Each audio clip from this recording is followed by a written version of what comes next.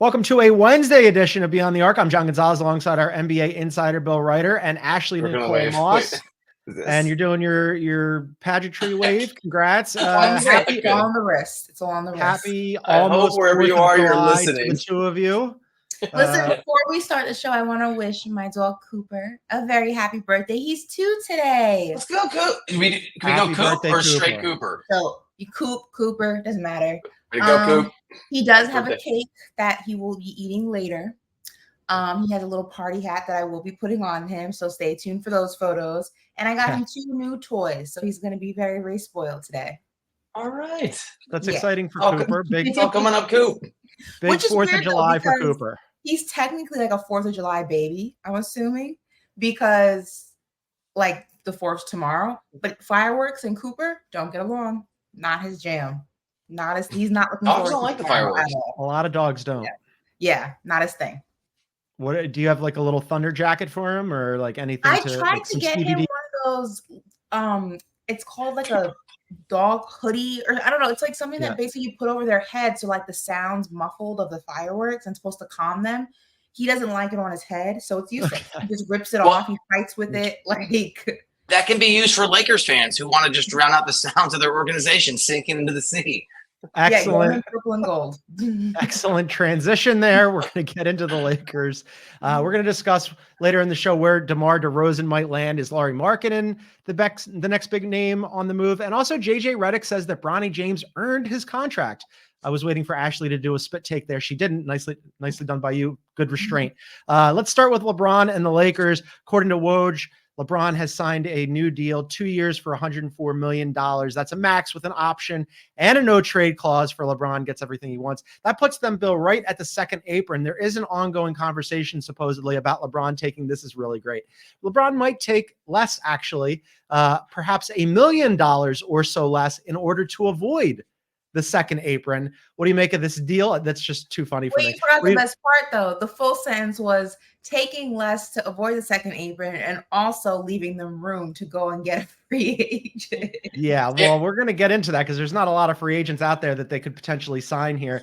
Bill, thoughts on the trade, and also, as Ashley just mentioned, how it impacts team building?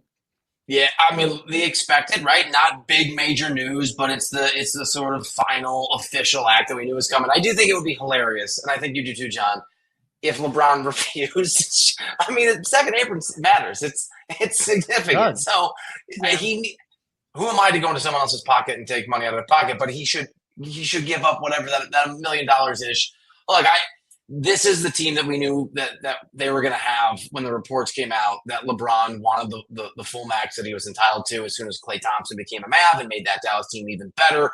We've talked about the fact the Lakers are falling behind. They are. Their only option, I'm sure we'll get into it, is the trade market. And that's not – there's just not a lot out there right now, and certainly not anything that they're not going to go get Lauri Markkanen. They don't have the goods to do that. I guess – good news-ish if you're a Lakers fan or you're looking for optimism, although he'll be 40 and a half when this happens, is he does have the opt-out. So it gives him more leverage, of course, but it also means that if next summer there's some other things that are plausible or possible that weren't this summer, in theory he could opt out and take the less money that he didn't take this summer, maybe to facilitate somebody else. But ask John, it's what we expected, and it is a very mediocre and inflexible Lakers team that is now locked into the brutal Western Conference we keep talking about. Yeah, it's just an overall failure of the Lakers organization from the time the season ended until this point right now in the offseason.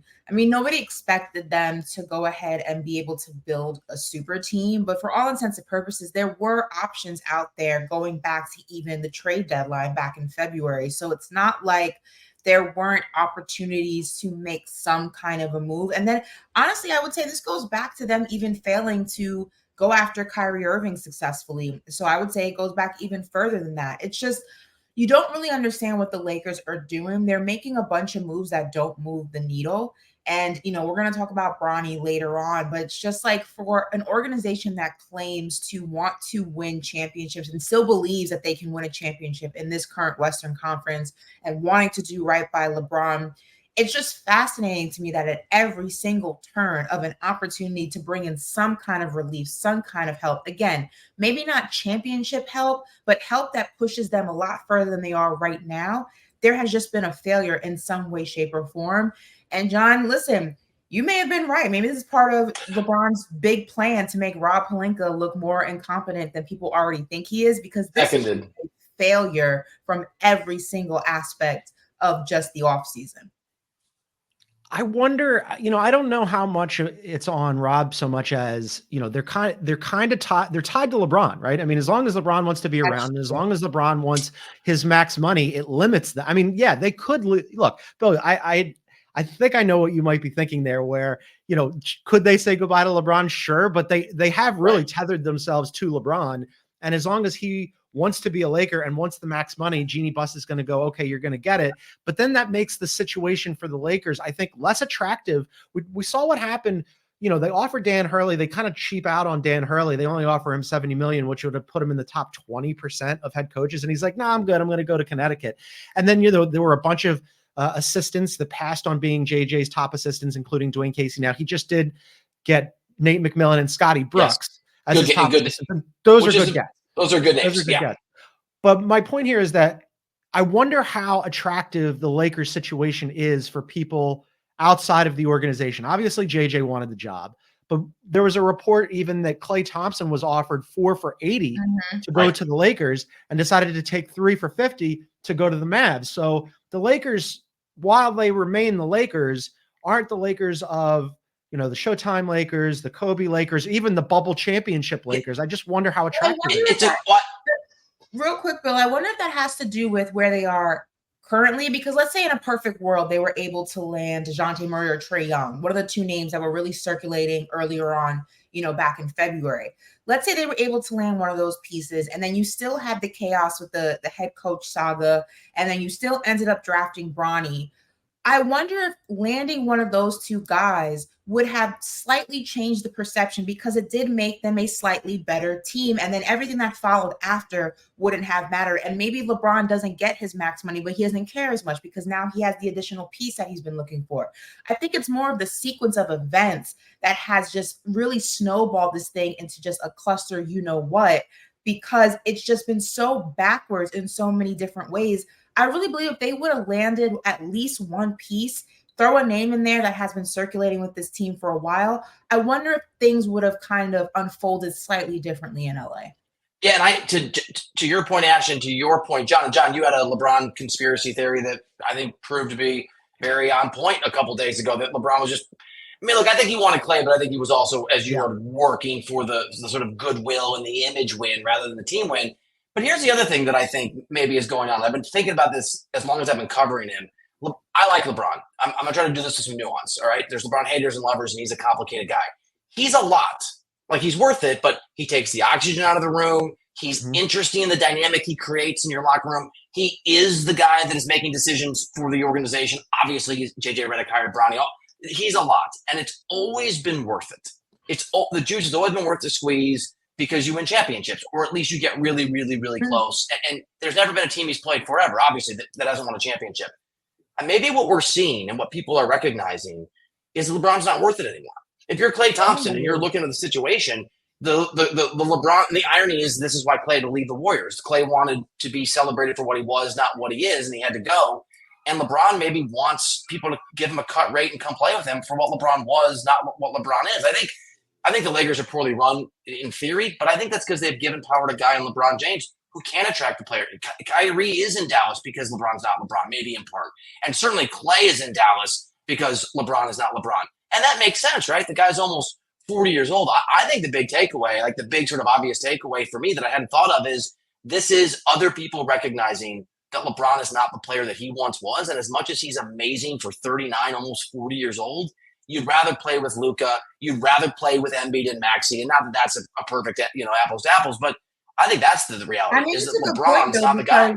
You think about it, you're willing to deal with the star that is LeBron when you get the reward, which used to be championships or getting very, very close, right? So everything that kind of orbits around him doesn't seem as bad because the ROI is there. But now he's still the same person. His personality is the same. The way he approaches the game is the same. His hand-on approach and everything is still the same. But the reward's not there. To your point, I can see why, if you're a player, okay, I'm going to deal with everything that comes with LeBron because I'm going to get this. But if this is not on the table, yep, I'm not dealing with LeBron. And a coach. He humiliated Darvin Ham at every turn last year.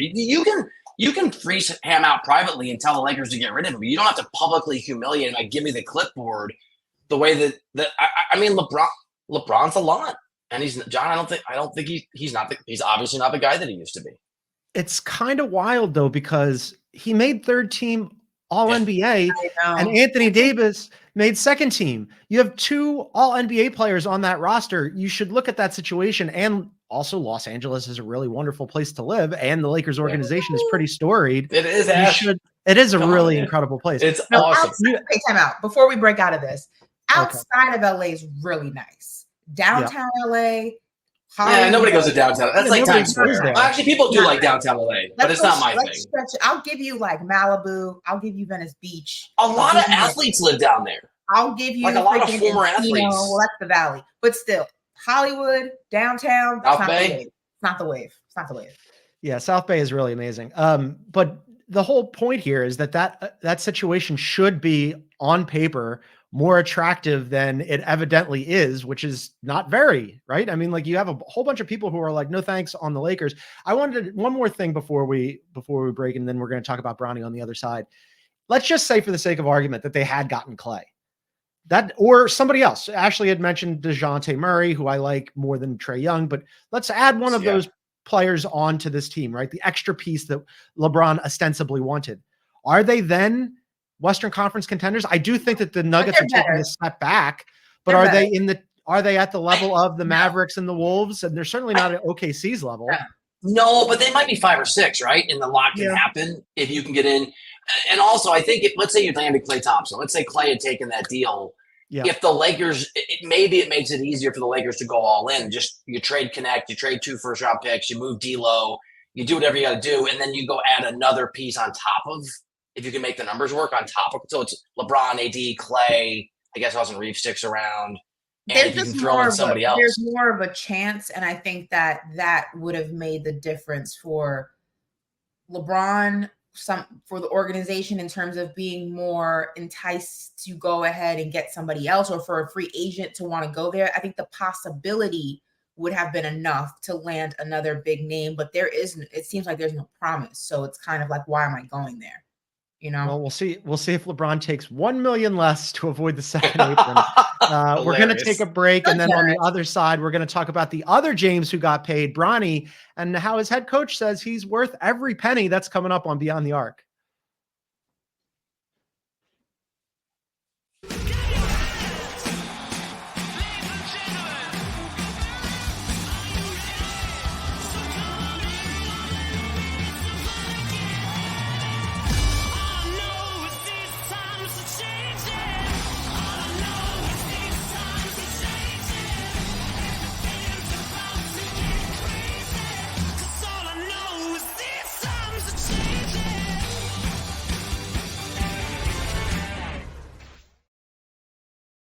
Welcome back to Beyond the Arc. John, Ashley, and Bill on a pre-4th of July edition. So LeBron got paid. Everybody's doing their pageantry wave. LeBron got paid. Bronny also got paid. Shams reports that he signed a multi-year guaranteed deal, 4 years, $7.9 million. Okay. 4 years, $7.9 million. The team option in the 4th year. Now, at a press conference to announce Bronny signing his new contract, JJ Redick, the new head coach of the Lakers, he was asked about this whole situation. Somebody rightly said, hey, you know, guaranteed money for Bronny, is it worth it? You know, should he be getting this kind of money? And here's what JJ said. With Bronny, I want to clarify one thing you just said, which is Rob and I did not give Bronny anything. Bronny has earned this, right? Bronny talks about his hard work. Bronny has earned this through hard work. Ashley, I'm going to come to you on this because I feel like this is going to aggravate you. He earned this. Yes and no. I'm going to start with the yes first. Let's start with the positive. The positive is he has his very young life. He's been very much in the grind of AAU, high school, you know, travel teams, you know, the workouts that come with that, the traveling that comes with that, the dedication that comes with that. That is all very much true. I don't want to take that away from him just because he's not necessarily NBA ready based on scouts and things like that. There is a level of work that you have to put in to even get to that point to be at the combine. So I want to make that very clear. So in that regard, yes, JJ is absolutely correct. There was a level of work that was put in. He decided to stick with this his entire young life. And now he's at this point in his career. On the other side of that, though, we can't ignore his collegiate career or lack thereof. And with that, it's hard to say someone has earned something when, for all intensive purposes, they haven't really delivered the product to equal what they have just gotten, right? Again, I'm not one who's upset about LeBron making sure his kid got drafted. Not mad at that. He put himself in that position to go ahead and be able to wield that power. God bless. Love the James family. Do it. But this is where it gets sticky. Because if he had just been drafted and no deal had been offered, or it was a very, regular schmegular deal. I know we spoke yesterday about a guy from the Warriors getting a fully guaranteed deal. So it has happened before, but it's rare. Yeah, Trace Jackson Davis. He got a 4-year deal guaranteed at pick 57. Okay, so we can agree it has happened, but it's rare. And I'd be willing to bet that his numbers were probably better than Bronny's. If we can go ahead and look those up, I would be willing to bet that his college numbers were better than Bronny's when he got that deal. Every college player's numbers for the last 20 years have been better. This is my point. To go ahead and say that he earned something in the grand scheme of things in a vacuum, yes, he did. But if we're talking about the transition from college to the professional league, he hasn't. And that's okay, because he still has a chance to go ahead and change the narrative that surrounds him when it comes to his game, his NBA readiness, and everything in between. But things like this and comments like this just further perpetuate a narrative that surrounds Bronny and why he's in this position in the first place. So while I don't have an issue that he was drafted, this for me seems disingenuous, and I don't like the fact that JJ put that out there, because then that takes a kind of like a swing at players who've had a lot better collegiate careers and have not been drafted. I just feel like that's a little, okay. So Jackson Davis averaged 28-8-4 in his senior year. 21-8-4 is not bad. Here's my question. Let's put that there. What does Los Angeles Lakers head coach JJ Redick know about earning it?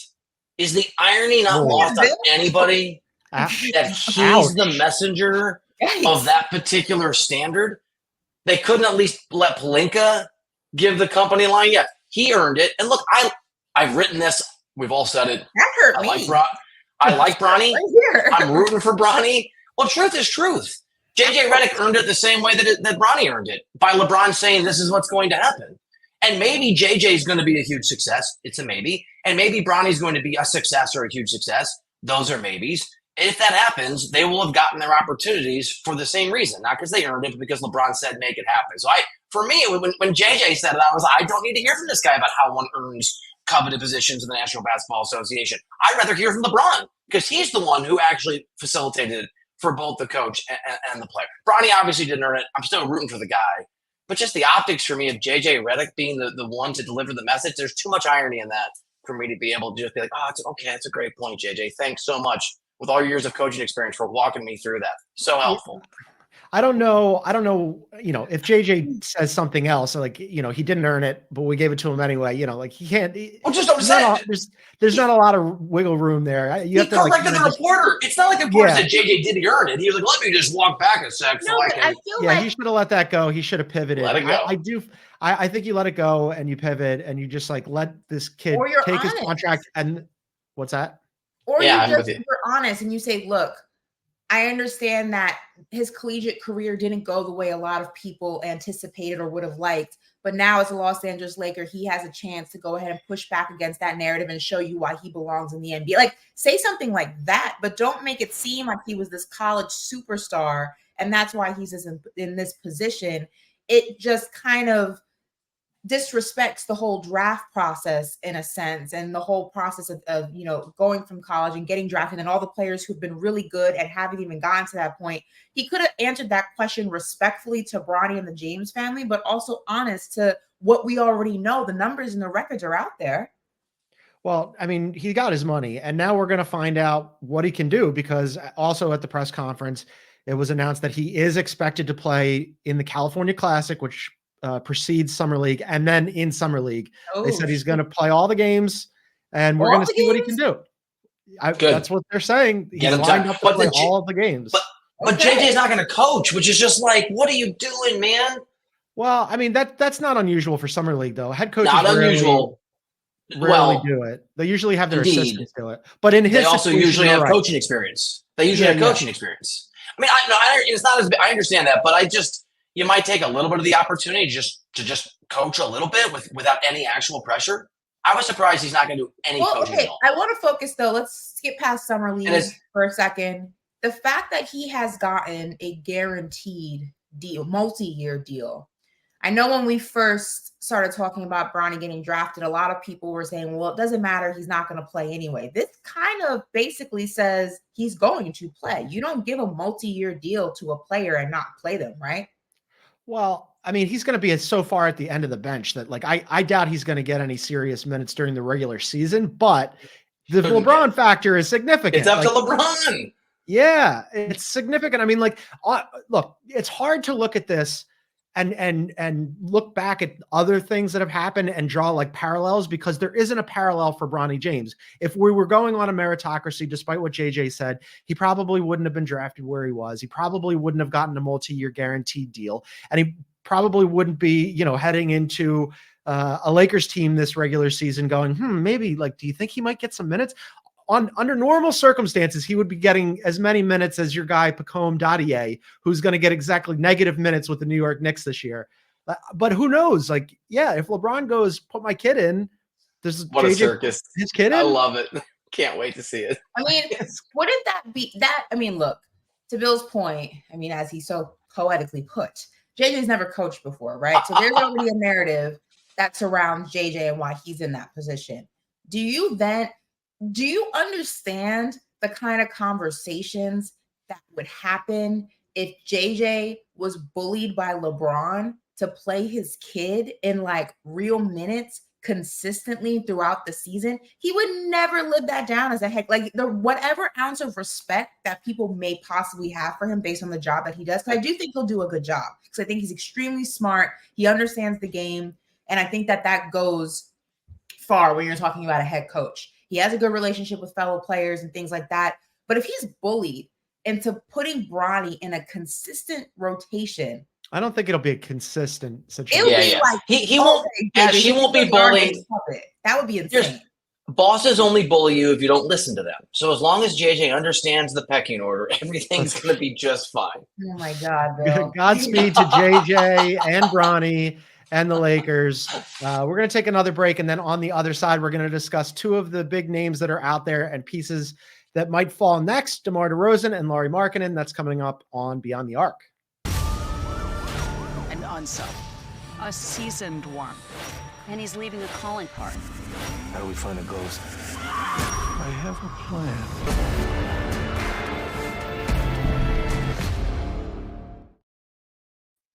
Welcome back to Beyond the Arc. DeMar DeRozan still out there, has been heavily linked to the Los Angeles Lakers now with LeBron James's new deal. Seems unlikely unless he's willing to take the non-taxpayer mid-level exception. Well, now there'll be a taxpayer with LeBron's new deal. So that really goes out the window. Makes it what, 8? Makes it 7 or 8? Yeah. So there'll be a taxpayer now for sure into the second apron unless he takes that $1 million discount. Anyway, there was a chance prior to this that he could potentially take the non-taxpayer mid-level exception. Maybe he does with another team that's just south of $13 million. Perhaps a sign-in trade with somebody. There were reports yesterday that the Kings and the Heat might be interested. I didn't think that he fit very well with the Lakers bill prior to this. Me too. I don't know where DeMar DeRozan goes and what the market is for him. Miami is always available. Heard Miami from a few people. Might be a place that on a 1 year, 1 year deal, right? And that's sort of what I've been hearing is maybe he gets a little more than he otherwise would, just does a 1 year deal. I think the Kings are sort of interesting, but there's not a market for him. I mean, he's not great for all the reasons that he shouldn't be a Laker.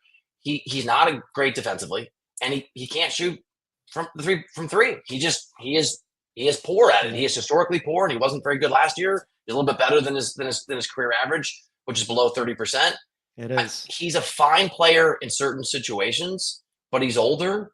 And as for me, I would not be excited about landing him as a fan base. If he arrives at my team for the amount of money he's going to command, it doesn't move the needle for me. I mean, yeah, I like DeMar a lot, and I hate that he's in a situation in Chicago that has no future, and he's been there stuck essentially for longer than I'm sure a lot of fans of his and himself would even want him to be. It's just no promise in Chicago. And it's a shame because at one point, very small point, they looked like it was like the revival of the Chicago Bulls. And then it was just one thing after another. And then they've never been able to recreate that, what was it, like month-long magic where they were like #1 in the Eastern Conference or something like that. Yeah. Early on in that experiment. And then the yeah, Bulls like came super early on. And there's injuries through January of that season. Yeah, and then it was like one domino after another. Even with Miami, I don't really see a fit because Miami plays defense. That's kind of their claim to fame. You know, that's the whole Heat culture mindset is defensively they try to break you down as much as possible. And if you watch when Jimmy's not on the floor, which again in the regular season is a lot of the time, and there's always a possibility that happens in the playoffs, you saw how drastically they're missing shooting. And that's because they got rid of a lot of their outside shooting after going to the finals against Denver. They don't really have reliable shooters like that. You have Tyler Hero. He has his moments every now and then. You know, Adebayo doesn't know how to shoot from three. You know, he's not a reliable scorer in the sense of outside of, lobs and, mid-range occasionally. He's more of like a defensive guy. You need scoring, you need shooting, and if you can't rely on DeMar to give you that, I just don't. And you can't rely on his defense. I just don't see how he fits. Truthfully. Well, he's a scorer. He's just not a shooter. I mean, and I think you're right. They need outside shooting. He can score and he gets to the line a lot. And to the part about all of a sudden, I'm talking myself into DeMar in Miami. When you were mentioning that Jimmy is not ever available, DeMar is always available. Right. Yes. So, but he's not as good as Jimmy when it comes to offense, though. But he will give you some offensive. He's a good scorer. He's a good scorer. Yeah. And he is also reliable late in games, or if you need a big bucket, his availability is his best asset. I will give you that. His availability is his best asset. He is a good scorer. He can be a bucket. It's just he's not going to shoot threes for you. Right. I'm in now. I just talked myself into DeMar to the Miami Heat. Congratulations on joining Heat culture, DeMar DeRozan. I do think though, the longer that this goes on, the more it really feels like DeMar is kind of coming to terms with his market value, and that wherever he washes up, it's going to be on a pretty drastically reduced contract where he's think he just stays just a guy. Do you know what's interesting too about this is that in Chicago. This is also a product of people just obviously don't want to go into the aprons. So it does suppress salaries. And the players agree to this. It's part of the CBA. But this is part of the reason athletes don't like caps of any kind, punitive ones in particular, because there are teams that would pay DeMar DeRozan. The rich owners wouldn't mind whatever the tax was if there weren't the restrictions we keep talking about. So it's also just another reminder and a symptom that the way teams are built is changing. This is a huge revolution, I think, in how NBA teams are obviously going to be built going forward. And he's unfortunately going to pay the price for that. For the first time in 5 years, the Warriors are not going to be a tax team. I mean, at present, right? Like they looked around and went, "Oh man, this is not good for us." And Steve Ballmer in LA with the Clippers, they could care not about the tax under normal circumstances. They very much care about the restrictions placed on you with those aprons. So yes, it's a new world order for sure. So that's one piece we're waiting on. And then the other one, I think the big one that everybody's kind of eyeballing is Lauri Markkanen. There's been a lot of teams that have said to be interested here. I think the most natural fit, because of what Lauri Markkanen will most likely command on the trade market, will be Oklahoma City, because they've got a zillion picks, and I think you slot him in, and he's a big body, and he shoots, and it just makes so much sense. But other teams that have, can you imagine though? He would be a perfect fit for them. How good they're all supercharged. Yeah, it would be they're already the second best team in the NBA, probably. If you're okay, right? That's the player you put all your chips in the middle of the table for. Just yes. I mean, I would. I mean, you've got all those picks, and why not? Look what they did this offseason they were already the #1 seed, and then they bring in Alex Caruso, and they bring in Isaiah Hartenstein, and they supercharge a team that was already really, really good without giving up any picks. They still have all those picks. Like, why not just say, all right, that's what they're there for. You're gonna overcharge us anyway. I think it makes too much sense. But, any feelings on other teams that are also supposedly interested, including the Spurs that could be a fun fit with Wemby, and the Warriors are a late entry here, according to NBC Sports Bay Area. They want to go all in to acquire Lauri Markkanen. Now, we talked about this pre-show. All in what would include Kuminga, Podziemski. They have 4 picks that they could unload, and then maybe some swaps as well. I think that'd be less attractive potentially than OKC, but also the picks you're getting from OKC, where are they going to fall? I know that they've got a number of other teams that they're controlling. So it depends here. I like OKC best, but the Warriors is interesting. I think my computer liked the Warriors too. It just gave a bunch of balloons. Maybe that was for Coop. Happy birthday, Coop, the dog. John, like I would prefer the Warriors, and we would for content, because Oklahoma City is already really good. And what is happening with the balloons? What are their balloons on your shut? Yay, Mark! I mean, Kuminga and a bunch of first round picks. Is that like as a core offer? And Podziemski maybe. Podziemski, yeah. Is that a? I do like him. I'm less high on Kuminga. He's fine. I liked Kuminga a lot. Because I really thought that I could be wrong, but there was that contention between Steve Kerr and Kuminga reportedly earlier on in the season, and then they kind of found like an understanding for one another. And I was under the impression that the Warriors were very much invested in developing Kuminga for him to be a long-term Warrior. So I would be surprised. But they didn't develop him. Yeah, they should have. I mean, Kerr was allergic to giving him minutes for long stretches of multiple seasons. Which is not what we're talking about, but I do find it just bizarre. Because also, if you properly turn him into the player he could be, it's easier to move him now, right? Like that also connects to value, not just what he can do for you. I like the Warriors, John. There go the balloons again for those of you who are listening to the podcast and not watching it on YouTube. Rando balloons keep popping up on the screen. I'm not sure what's happening there. I don't know my hands are literally right here. But it's very exciting. The graphic effects are fantastic. And if you want to watch that, you can find us on our YouTube page at Beyond the Arc CBS. Please subscribe, hit the like button, and leave a comment. Quickly here, Lauri Markkanen feels like is going to be moved. If Mikal Bridges goes for 5 first-round picks, what do we think Lauri Markkanen's going to get? I mean, knowing that it's Danny. Right, that's the thing. Danny thinks it's 11 or 12 first-round picks. I don't know. I'm not sure. I don't want to use the word desperate, but I think OKC, because they're a couple of years younger on average than the Knicks are, I don't know if their timetable is as rushed as the Knicks are, meaning like the Knicks need to win now, because not that they're old, but they're older than OKC, and they're in the Eastern Conference where winning right now is very, very possible. I mean, we keep talking about the teams that are really in the top contention, and it goes Celtics, Knicks, 76ers, and then everybody else. It's a very real possibility that the Knicks can get back to the Eastern Conference Finals, even the finals with the right pieces. I don't know if OKC's on that same timetable, because I feel like they have a lot more time with how young that they are. So I don't know if they would go ahead and be willing to give up as much as the Knicks gave up to get Bridges. I think they would. Really? Yeah. What's amazing about this, and John, you hit on this, Danny Ainge and Sam Presti are the 2 people you don't want to buy a car from, negotiate with, trade baseball cards with.